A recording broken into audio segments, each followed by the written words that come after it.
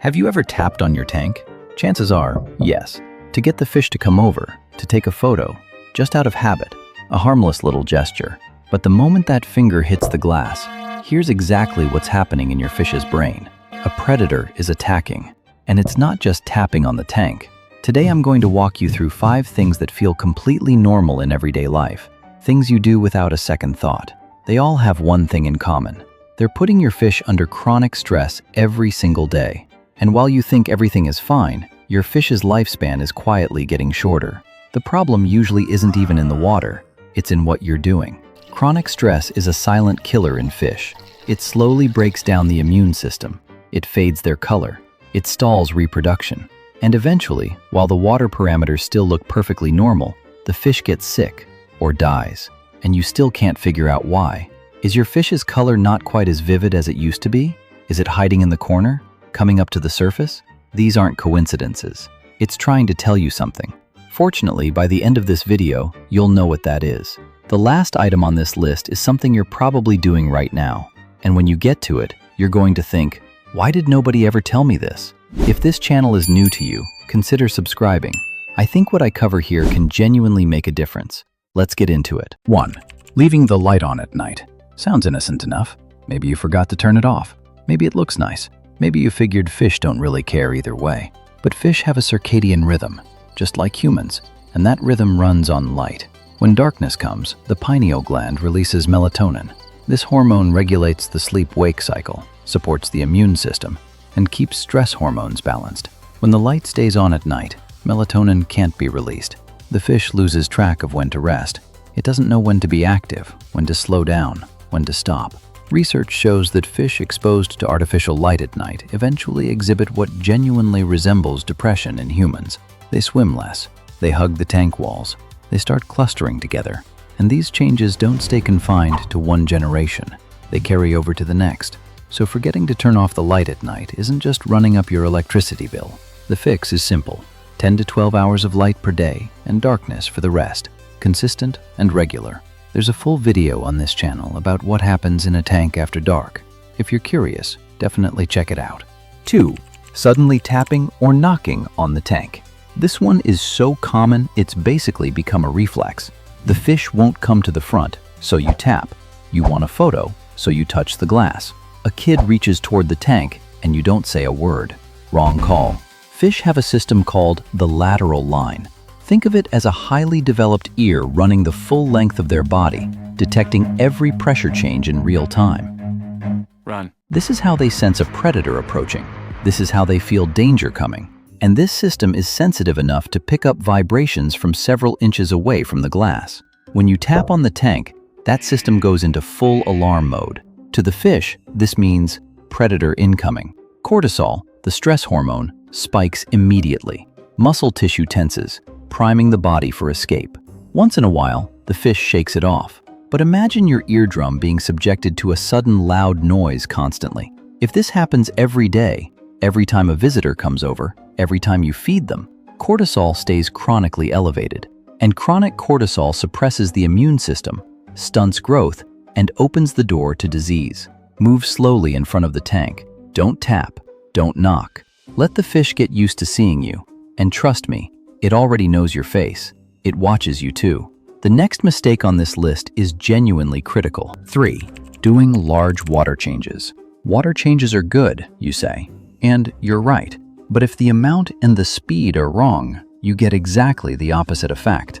What actually happens when you change 50% or more of the tank water at once? The pH shifts. The temperature shifts.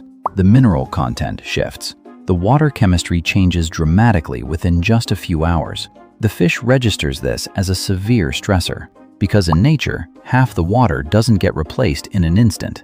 Even during flood season, these changes unfold over days, not hours.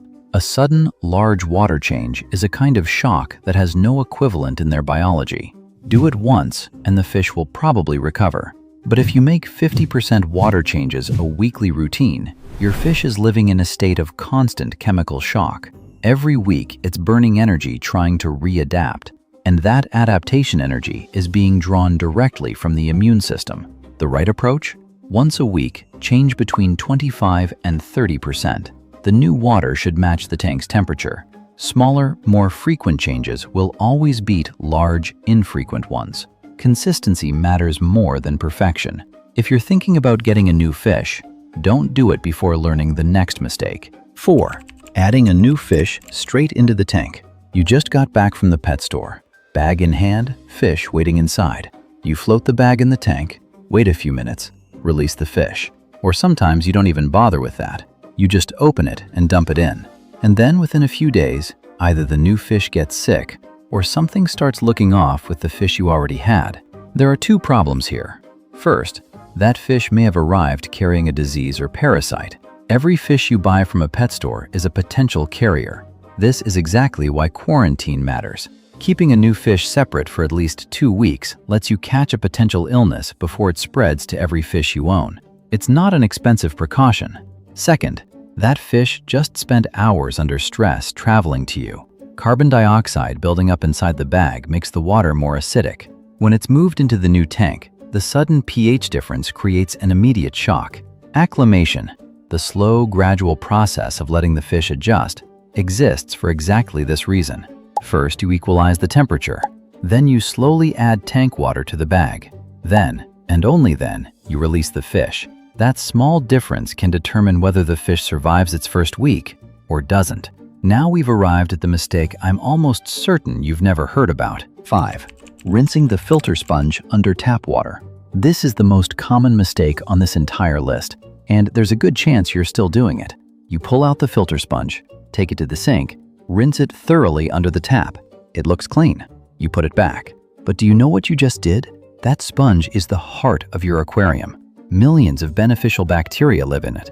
They break down ammonia. They convert nitrite. They're the reason the water stays livable. Without those bacteria, the tank becomes nothing more than a container of toxic water. The chlorine in tap water kills those bacteria within minutes. The moment you rinse that sponge, your biological filtration collapses. You don't notice it right away. The water still looks clear, doesn't it? But ammonia is rising, silently, invisibly, and your fish is being slowly poisoned. Always rinse the filter sponge in tank water or dechlorinated water. It doesn't need to be sterile. Just get the heavy debris off. The bacteria need to stay alive. Which of these mistakes have you been making? Write it in the comments, and do your best not to do it again. If this was helpful, a like and a subscribe would mean a lot. If you're doing even one of these 5 things, your fish is probably already telling you about it. You just haven't known how to read it. Colors are fading. It's retreating to the corner. It's coming up to the surface. Its fins are clamped tight against its body. It's not interested in food. It darts around frantically, then goes completely still. All of these are stress signals. Even in humans, roughly 75% of illnesses are stress-related. When you see these signs, go through this list of 5 before you ever look at your water. Most of the time, the problem isn't in the water chemistry. It's hiding in that one innocent habit you didn't think twice about. Your fish doesn't have to be sick. It just needs the right information in the hands of the right person. And now that person is you. Your fish didn't look sick. The water parameters were normal, but something was wrong. Now you know what that something is. Which one surprised you the most? Write it in the comments. Your responses genuinely mean a lot to me. The next video covers something I think you'll find fascinating. Fish that use tools. They're smarter than you'd ever expect. If you don't want to miss it, you know what to do. The button is right below. See you under the water.